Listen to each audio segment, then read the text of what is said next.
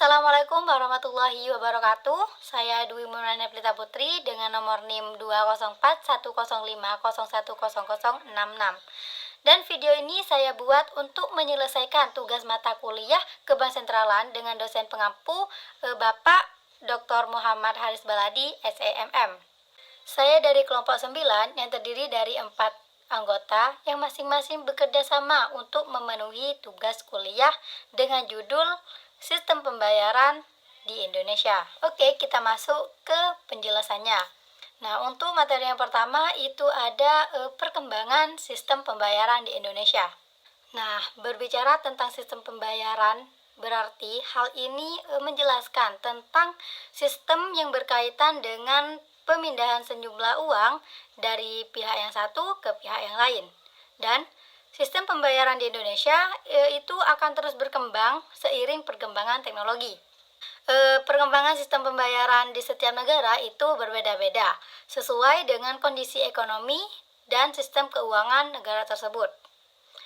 Dengan berkembangnya teknologi informasi, instrumen sistem pembayaran yang pada awalnya menggunakan warkat dan penyelesaiannya dilakukan melalui sistem clearing lokal atau antar daerah, kini mulai menggunakan instrumen berbasis elektronik seperti Real Time Gross Settlement atau BI-RTGS yang mulai dioperasikan oleh Bank Indonesia sejak November tahun 2000.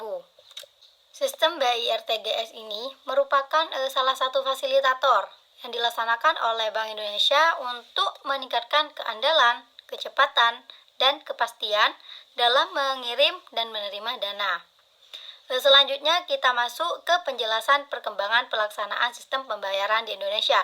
Yang pertama itu ada pelaksanaan sistem clearing di Indonesia.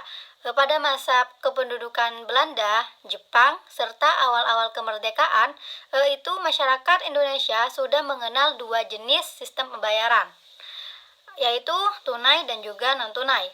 Pembayaran tunai itu dilakukan menggunakan uang kertas atau logam, sementara itu pelaksanaan pembayaran non-tunai itu menggunakan sistem clearing. Ada beberapa tahapan pelaksanaan sistem clearing, yaitu yang pertama sistem clearing manual, yang kedua sistem semi-otomasi clearing, yang kedua sistem otomasi clearing, yang keempat itu ada sistem clearing elektronik. Untuk tujuan dilaksanakan clearing itu ada yang pertama memperlancar lalu lintas pembayaran giral antar bank di seluruh Indonesia.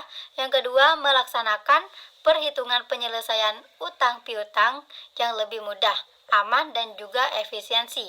Yang ketiga itu menjadi salah satu bentuk pelayanan sistem pembayaran bank kepada nasabah masing-masing.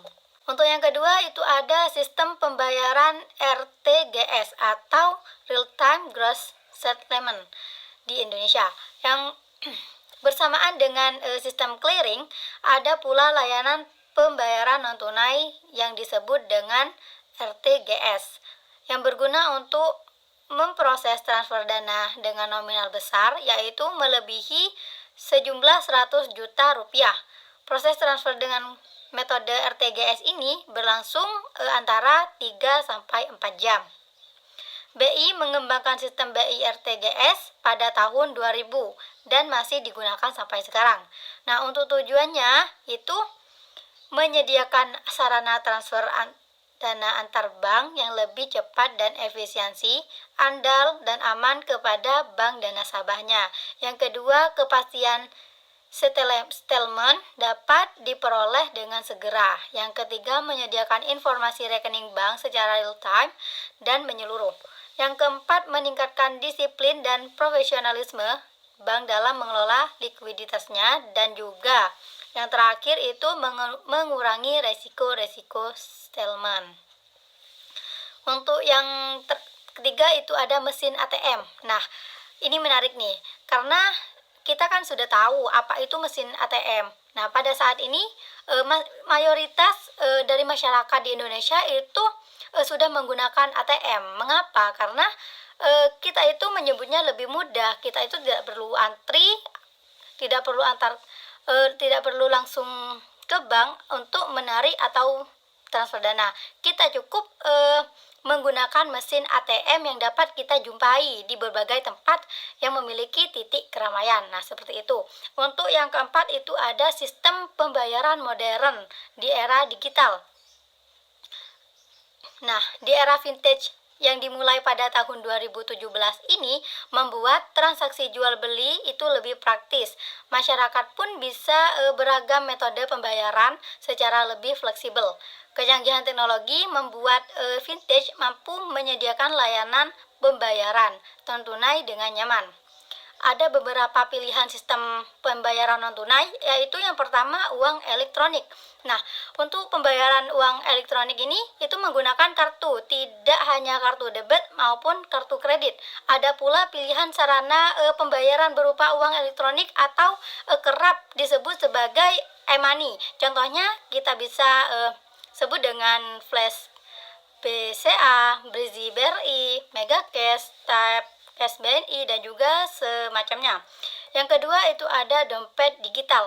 Nah, selain e-money itu ada juga dompet digital, di mana pembayaran menggunakan dompet digital atau e-wallet dapat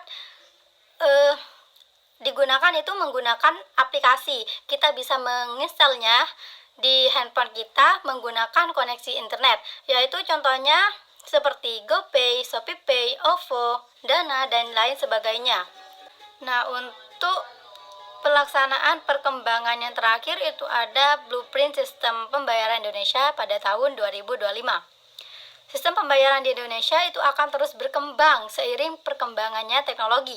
BI pun telah menyusun blueprint sistem pembayaran di Indonesia pada tahun 2025. Terdapat inisiatif utama yang terangkum dalam blueprint. Yang pertama itu ada open banking, yang kedua sistem pembayaran retail, yang ketiga infrastruktur pasar keuangan, yang keempat data, dan yang terakhir itu ada pengaturan perizinan pengawasan. Mungkin itu saja penjelasan dari saya mengenai perkembangan sistem pembayaran di Indonesia. Kurang lebihnya saya mohon maaf yang sebesar-besarnya. Wassalamualaikum warahmatullahi wabarakatuh.